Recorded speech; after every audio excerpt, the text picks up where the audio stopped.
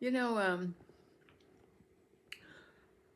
first I want to say thank you to all the nice people, kind people who have made comments about my dog's going to be just fine.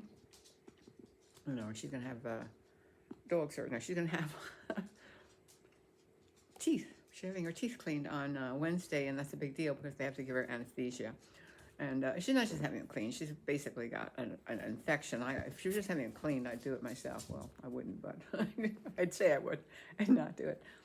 And so, I'll let you know. I'm sure it'll be fine.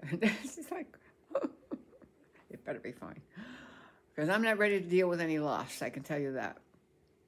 And I think that a lot of us are dealing with loss right now. That's what's going on in the United States, isn't it? Isn't it what's going on?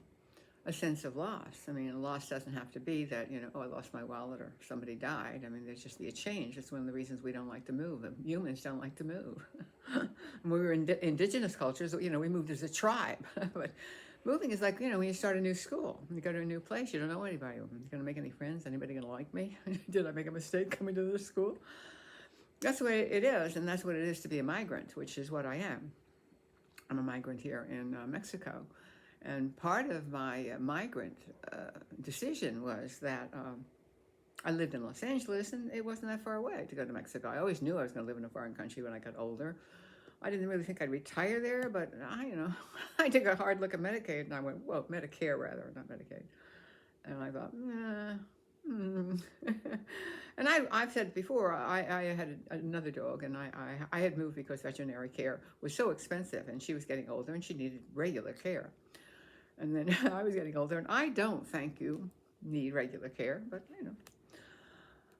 um, you're always the other, no matter what. Even if you speak the language, you're always the other. And migrants, people from Mexico or Iran or Asia who move to the United States, they're well aware of it. They're always outside. And it's one of the reasons migrants tend to group together. We want to be with the familiar. And I just got off the phone with a Mexican woman who's a Mexican American who lived a lot of years in the United States. In fact, she said she has like direct TV or something. I went, what? She said, yeah, I watch CNN. I go, what? She's living like south of me in the hills. She's got a couple of acres, hectares of land. And she's got direct somehow or other through her son or something. And I go, I've never watched American television. I don't have it. And I haven't watched TV since 2010. I just go and, do my thing. I have Netflix and I have YouTube. And I read, by the way. I read the Associated Press and I read The Guardian. And here's what I find. Loss.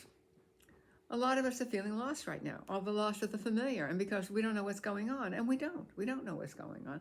A lot of people say I was talking to her, she said, well, why aren't they doing anything? And I'm going, a lot's going on. There's a lot of lawsuits that are being filed right this minute, and there are appeals going on. But doing things legally is slow, and doing things illegally is fast. And that's the terrible truth. That's the terrible truth.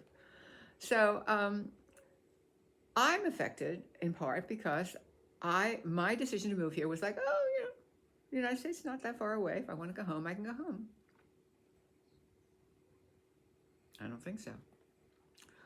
I don't think so, and I don't know when it's going to be possible or if it's going to be possible, but I always like to have the option. The other thing, of course, is that I retired with 2 pensions, one from the Writers Guild of America and one from the United States, my Social Security benefit, they call it. I don't know why they don't call it a pension, but they call it a benefit.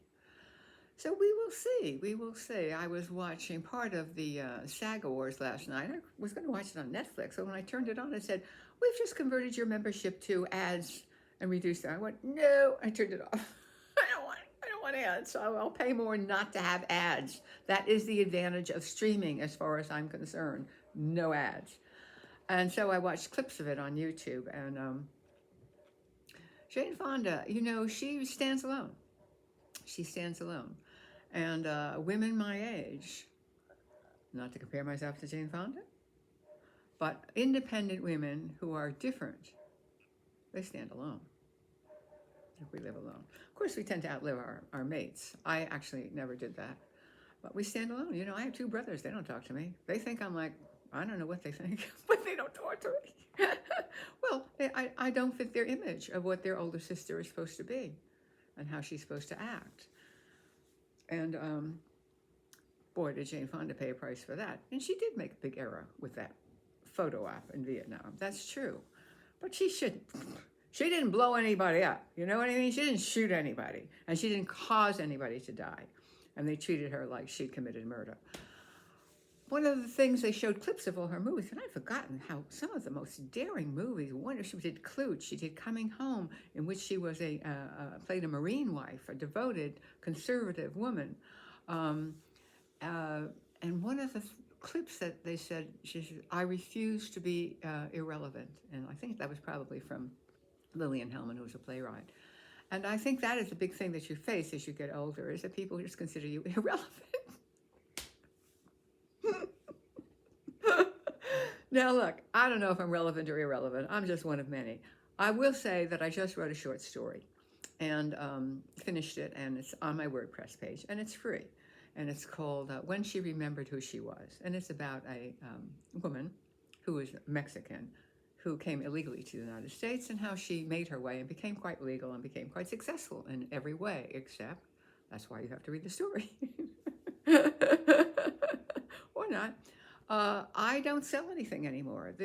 I'm very fortunate. I was very fortunate that I made sufficient income to take care of myself and to help out often, not always, but often, and not even substantially. I'm not, Melinda Gates. But where I can, I do help, even in the United States. Go back to that talk about loss. I had a nightmare last night in which I stepped out of my house and I sunk into the ground. Talk about having that sinking feeling. And I woke up, and when I woke up, I tapped. I do that. I've told you about this before. EFT, it's called EFT, emotion, feeling, touch. And, we're very sensitive. Our bodies are very sensitive. And our minds are even more sensitive, and we go out of them very quickly, especially when we're frightened. So don't let the bastards scare you, and don't let them get you down. You're fine. You're going to be fine, and you're going to survive. Get a passport, though, just in case.